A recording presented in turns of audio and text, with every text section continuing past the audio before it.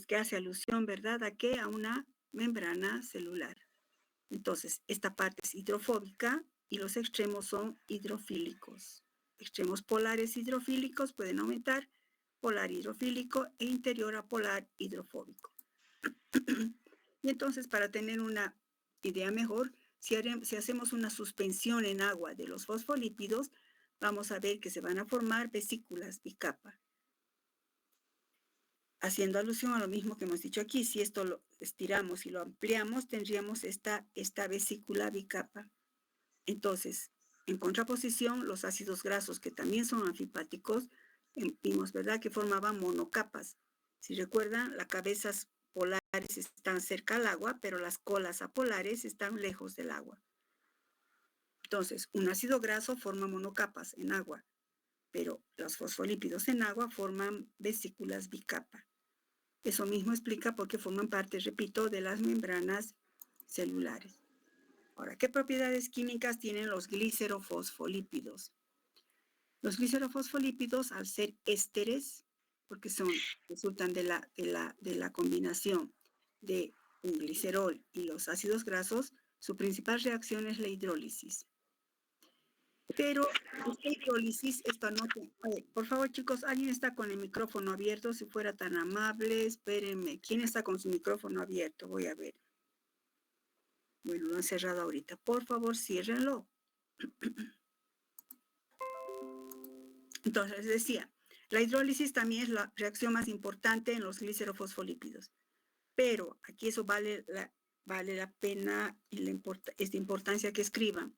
La hidrólisis, en este caso, o sea, de los glicerofosfolípidos, no tiene una función de generar energía, no tiene la función de generar energía, como de los lípidos simples. No tiene la función de generar energía como de los lípidos simples. Aquí su función es generar estos componentes. ¿Cuáles? Veamos primero entonces. In vivo, los lípidos, las membranas sufren recambio. A ver, si todos sabemos, ¿verdad?, que las células se van renovando continuamente. En ese caso, en consecuencia, las membranas celulares tienen que hidrolizarse. Y los lípidos de las membranas celulares se hidrolizan.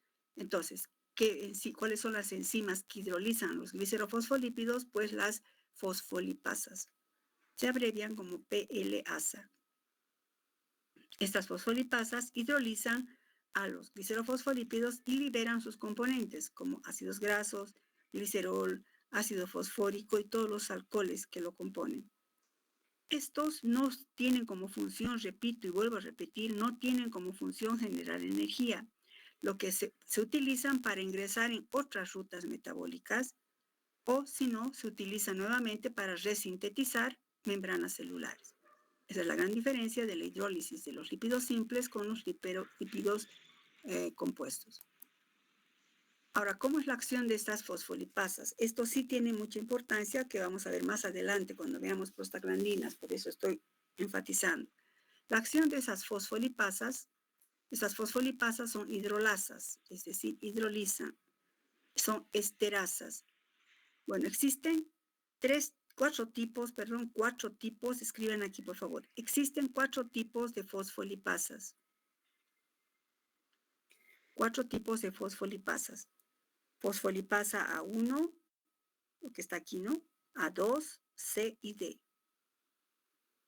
Ahora, la fosfolipasa 1, ¿qué hace?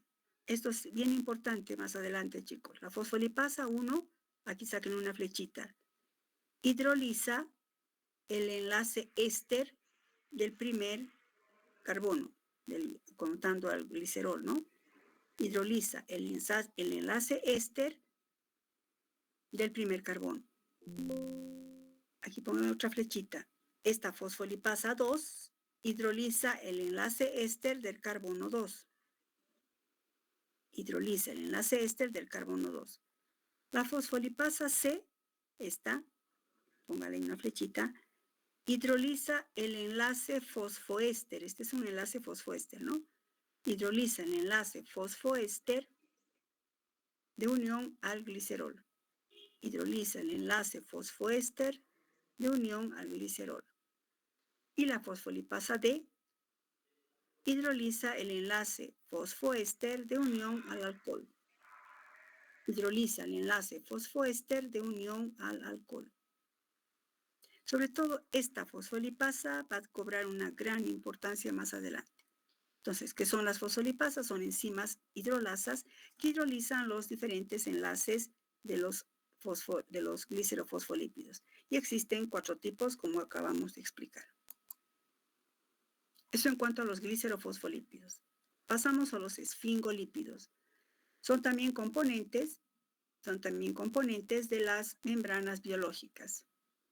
No tienen glicerol y el alcohol es siempre la esfingosina. ¿Por qué aclaro esto? Recuerdan que siempre son los lípidos simples y compuestos son ésteres, o sea, tiene que haber un alcohol y un ácido graso mínimamente. Entonces, en este caso, el alcohol en los esfingomielinas ya no es el glicerol, es un nuevo alcohol denominado esfingosina. Todos tienen esfingosina, fíjense, ¿no? Y también por eso se los llama esfingolípidos. Son los esfingolípidos. Aquí pongan esfingolípidos. A su vez se van a subclasificar, ya hemos visto más adelante eso, antes. Esfingolípidos.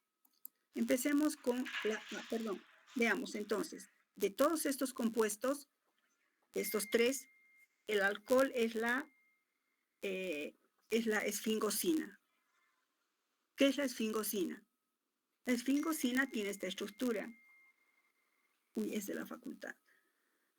Perdón, un cachito, chicos, voy a decirle que ya no, un cachito, por favor, me van a llamar y no quiero que me interrumpan.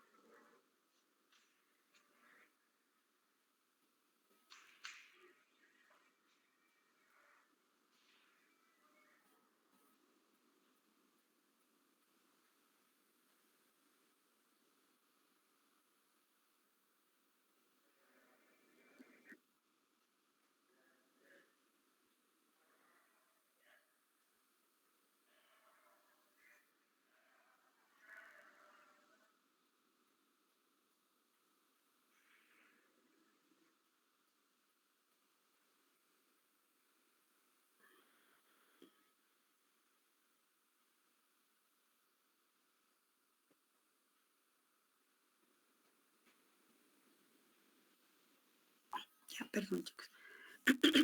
Entonces, esta es una esfingosina. La esfingosina, si se fijan, yo he colocado a propósito de esta manera. O sea, a veces aparece en los libros de diferente manera, pero ¿por qué he puesto así? Que ustedes reconozcan, fíjense en mi cursor, esto parecería el glicerol, ¿no? Fíjense, oxidrilo, carbono, oxidrilo, 3. Y aquí tiene una larga cadena de 15 átomos de carbono. No voy a pretender que me aprendan de memoria la esfingosina, pero si yo les muestro qué molécula es esta es la esfingosina, tienen que saber. Esta es una molécula, escriban por favor. La esfingosina es un alcohol aminado. Es un alcohol aminado, tiene grupo amino, ¿no? Es un alcohol aminado de 18 átomos de carbono. De 18 átomos de carbono. Fíjense, 1, 2, 12, ¿no? 13, 14, 15, 16, 17, 18. Entonces, es un alcohol aminado de 18 átomos de carbono. Sigan escribiendo, por favor. Cuando la esfingosina sufre acilación, repito, estoy dictándoles, chicos, cuando la esfingosina sufre acilación con un ácido graso, sufre acilación con un ácido graso a nivel del grupo amino,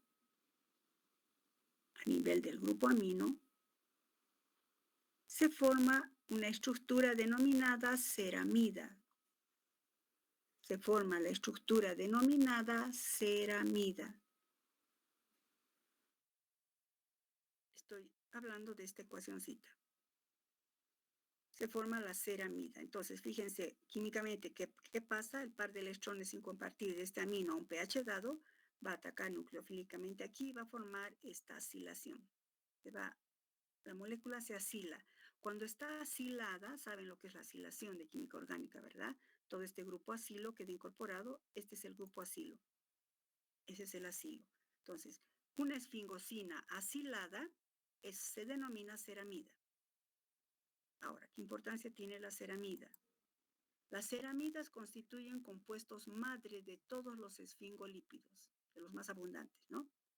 Así como hemos dicho que el ácido L-fosfatídico es el compuesto padre o madre, podríamos decir, el L-fosfatídico de los glicerofosfolípidos. Entonces aquí la ceramida es el compuesto que va a dar lugar al resto de los esfingolípidos. Y entonces entre los esfingolípidos son los mismos de la tablita: esfingomielinas, cerebrósidos y gangliósidos. Empecemos con las esfingomielinas.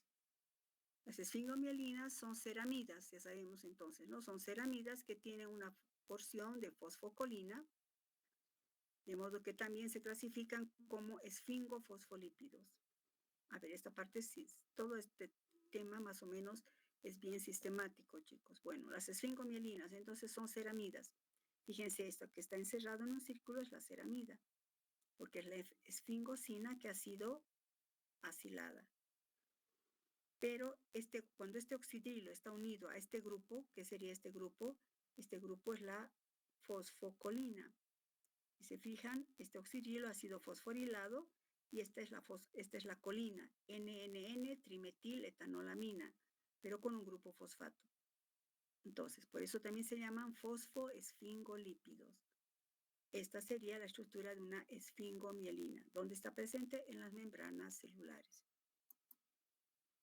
Entonces, que vemos que las esfingomielinas también son anfipáticas. Aquí les he puesto esta anfipática, pues sí, tiene una cabeza polar y esto, fíjense, es una larga cadena y es una larga cadena, y entonces es una molécula anfipática.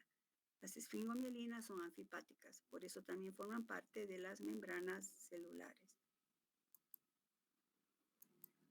Los cerebrósidos también se llaman esfingoglucolípidos. Entonces, fíjense, nuevamente tenemos a la ceramida. Esta es la ceramida, queda claro.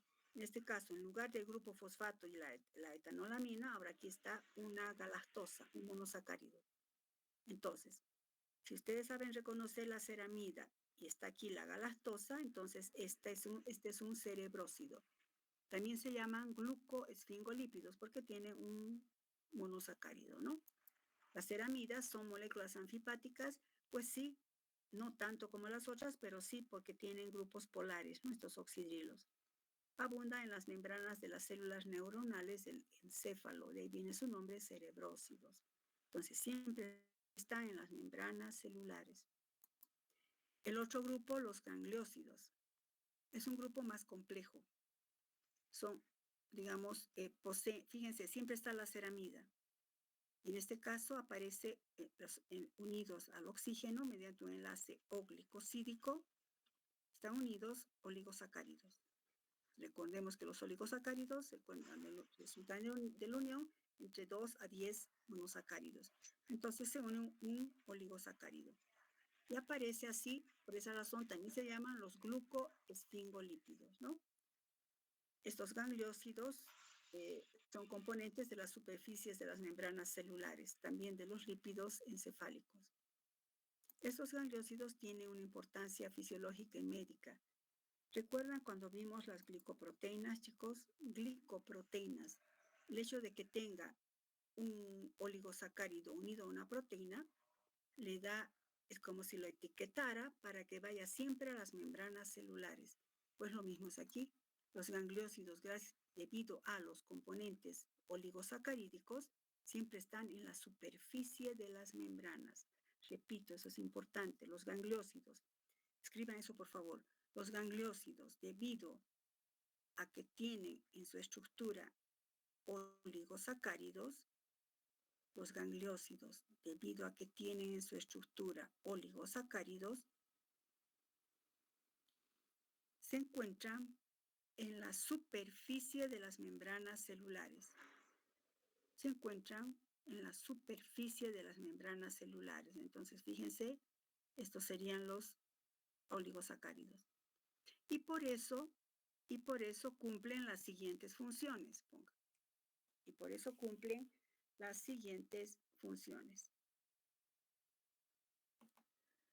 Actúan como receptores específicos para ciertas hormonas de tipo glucoproteico. Actúan como receptores para toxinas, sobre todo, por ejemplo, del cólera. La toxina del cólera tiene su receptor en el intestino delgado y ese receptor es un gangliósido. Son determinantes específicos de reconocimiento y diferenciación celular. Participan en procesos de apoptosis. Podrían participar en procesos de apoptosis relacionados con el cáncer y dotan de marcadores antigénicos. O sea, los gangliósidos, repito, debido a su componente oligosacarídico, siempre están en la superficie de las membranas. Y por eso, como antenitas, diríamos, ¿verdad? Actúan como receptores de hormonas, receptores de toxinas, participan en el reconocimiento de células. Ustedes saben, bueno, no saben, no sé, pero se forma un tumor cuando, digamos, o sea, normalmente una célula se reconoce con otra, pero cuando se forma un tumor, por factores que correspondan, no se reconoce y empiezan a multiplicarse y se forma un tumor, ¿no? Bueno, desde ese punto de vista, los gangliósidos tienen una gran importancia fisiológica y médica. Existen aquí ciertas enfermedades que no viene al caso que las mencionemos en este caso. Bueno, eso en cuanto a los lípidos compuestos. Hemos visto entonces lípidos simples, lípidos compuestos, hemos visto los glicerofosfolípidos, cerebrósidos, gangliósidos, etc. Pasamos finalmente a lípidos derivados. Los lípidos derivados son más complejos que los anteriores. Los anteriores no son complejos, ¿en qué sentido? De que siempre están formados por ejemplo, los lípidos simples, glicerol y ácidos grasos. Los lípidos compuestos, glicerol, ácidos grasos y alguito más como grupos fosfato, alcoholes. O los otros, esfingosina, ácidos grasos, ¿verdad? Es más ordenado en ese sentido. En cambio, los lípidos derivados son más complejos. E incluye a los esteroides, prostaglandinas, leucotrienos, carotenoides, vitaminas lipídicas, etcétera, etcétera. Este nivel nosotros vamos a hablar nada más de los esteroides y de las prostaglandinas. Empecemos con los esteroides. Los esteroides son lípidos derivados y están presentes en todos los organismos y cumplen diferentes funciones. Sobre todo en el ser humano, los esteroides actúan o sirven como hormonas sexuales, agentes emulsificantes para la digestión de lípidos, transportadores de lípidos a través de las membranas, agentes antiinflamatorios. Puede verse varias funciones, en consecuencia también una gran variedad estructural. Entonces, los esteroides son lípidos derivados y cumplen muchas funciones, como actúan como hormonas sexuales, vamos a ver más adelante, agentes emulsificantes para la digestión de lípidos. Bueno, entonces, los esteroides, ¿cuál es su estructura básica? La estructura básica de los esteroides es el ciclopentano peridrofenantreno. ¿De dónde deriva esto? Fíjense, ciclopentano, aquí vemos un ciclopentano. Y peridrofenantreno, si ustedes se fijan, este es un compuesto policíclico, si han visto ustedes en química orgánica, el fenantreno. Es un compuesto policíclico aromático, claro que tiene dobles enlaces, ¿no? En resonancia. Aquí no hay dobles enlaces y por eso tiene el prefijo perhidro. El prefijo perhidro significa que ha sido hidrogenado. No hay dobles enlaces. Entonces queda claro. Este es el ciclopentano peridrofenantreno. Esta estructura sí la tienen que saber. Y además que tiene posiciones definidas. Entonces, esta es la posición 1, 2, 3, 4, 5, continúa, no acaba aquí 6, ¿no? Sino 1, 2, 3, 4, 5, 6, 7, 8, 9, 10. Salta aquí 11, 12, 13, 14, 15, 16, 17. Esta ubicación digamos, de los átomos de carbono están predefinidos. Entonces, este siempre es el 3, este siempre es el 17 y así. Entonces, esta es su estructura básica. Dentro de los esteroides están los esteroles. Y dentro de los esteroles vamos a estudiar al importantísimo colesterol. Veamos su estructura y funciones. El colesterol entonces es un esterol, específicamente es un esteroide. y es el esteroide más abundante en los animales. Los vegetales carecen de colesterol.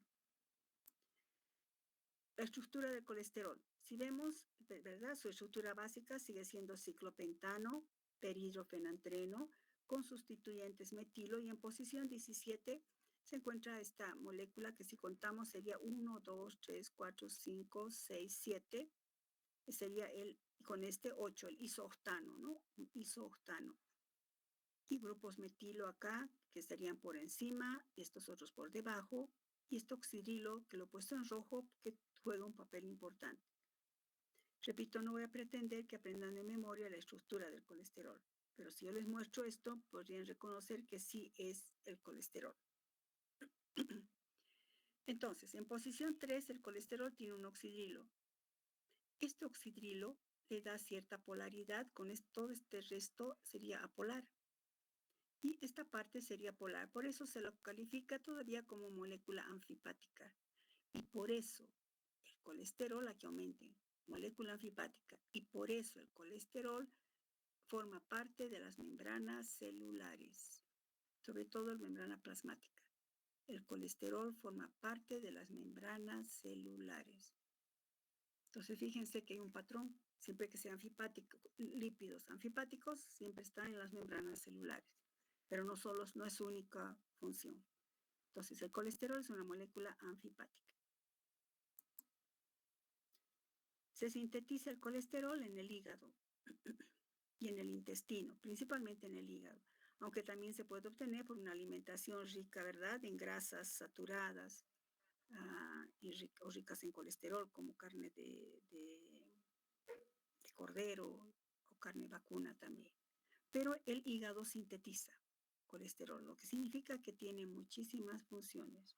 Si bien se dice que colesteroles altos son negativos, cierto, pero el colesterol es necesario. El hígado lo sintetiza. Entonces, si esta es la estructura del colesterol, una vez que se sintetiza el colesterol en el hígado, este oxidrilo es esterificado, el oxidrilo número 3 se esterifica. Y si se esterifica, si bien, a ver, si nos fijamos aquí, nada más así, esta estructura, no cabría esperar que sea soluble, ¿verdad? A no ser que tenga este grupo oxidrilo, pero todo esto es apolar. Entonces, su solubilidad en agua es mínima o casi nula. ¿Cómo entonces el hígado que sintetiza el colesterol, de cómo lo manda a los diferentes tejidos que lo necesitan? Pues ocurre lo siguiente. El colesterol, como dice aquí, una vez sintetizado, se esterifica su oxidrilo. Al esterificarse, ¿con qué se esterifica? Ponga aquí con un ácido graso. Se esterifica con un ácido graso. Y pues si era un poquito soluble, ahora es absolutamente insoluble. Entonces, una parte del colesterol se esterifica. ¿Y cómo va a salir a la sangre? Pues escriban esto, por favor. El colesterol sintetizado es transportado a los diferentes tejidos. El colesterol sintetizado en el hígado es transportado a los diferentes tejidos, empacado, como dice aquí, en el interior de lipoproteínas. Empacado o empacado, ¿sí? En el interior de lipoproteínas. Bueno, esas lipoproteínas son vesículas lipídicas de este tipo. Aquí se puede ver mejor, por ejemplo, así. Si hacemos un corte longitudinal de una lipoproteína, cerrado, ¿no? Lo hemos abierto, un corte, repito, longitudinal, vemos que una lipoproteína constituye un agregado macromolecular, agregados macromoleculares, que tienen la siguiente característica. Si nos fijamos, en el interior, fíjense mi cursor, en el interior de esta esferita estarían todos los lípidos hidrofóbicos. Por ejemplo, esto que parece E serían los triglicéridos. Fíjense, triacilgliceroles, dice. Serían triglicéridos. Y también ésteres del colesterol, esto como peritas, ésteres del colesterol. Tanto los triglicéridos como ésteres del colesterol, hemos dicho que son insolubles en agua. Entonces, en el interior están todos los lípidos insolubles en agua. Escriban ahí, por favor. en el interior de la vesícula o de la partícula, mejor, en el interior de la lipoproteína, están los lípidos hidrofóbicos, o insolubles en agua, ¿no? Hidrofóbicos, como triglicéridos y ésteres de colesterol. Triglicéridos y ésteres de colesterol. En la superficie se encuentran los lípidos anfipáticos. Que son hidrosolubles, que pueden interaccionar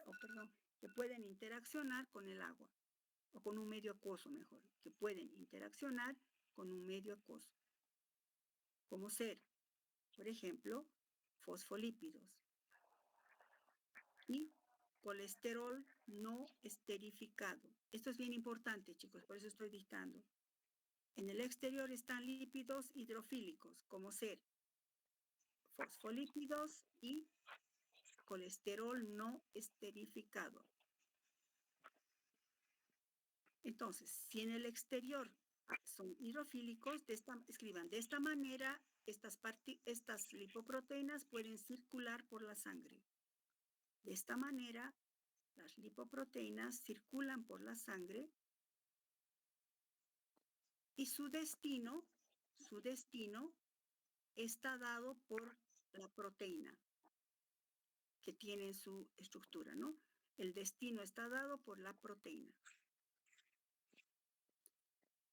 A ver, si el hígado ha sintetizado colesterol y los otros tejidos necesitan colesterol, el colesterol solito no puede salir a la sangre.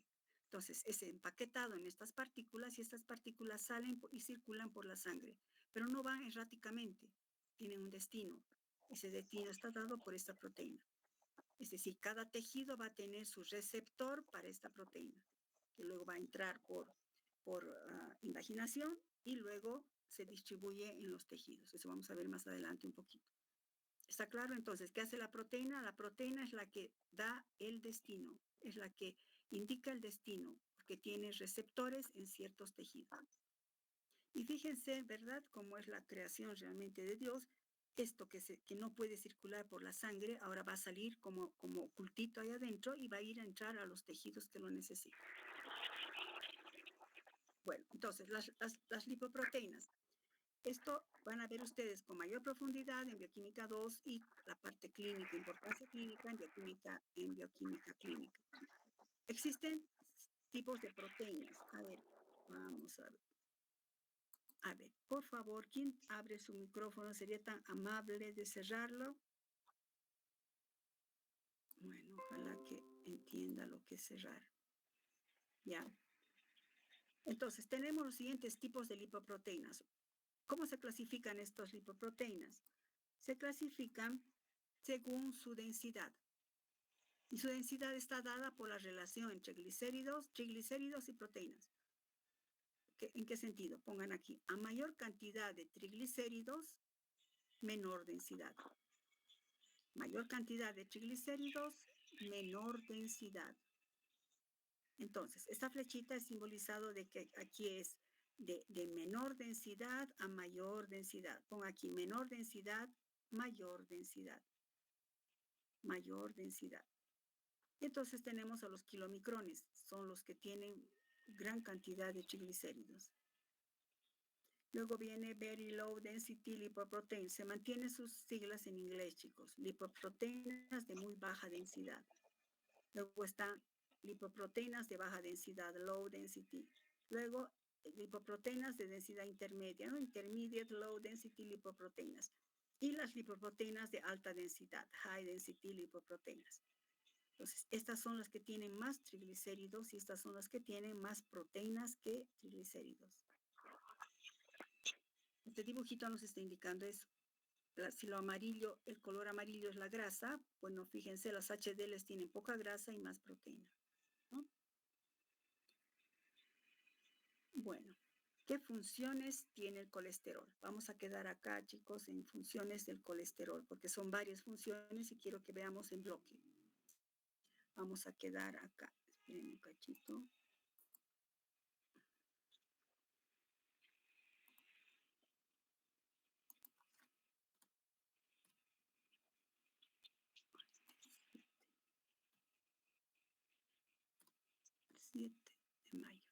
estamos quedando aquí. Funciones del colesterol y mañana continuamos.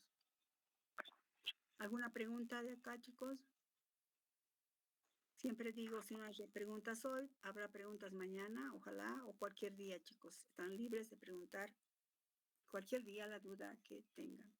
Entonces, quedamos en funciones del colesterol. Mañana nos vemos o avanzamos en la clase a las 16:30.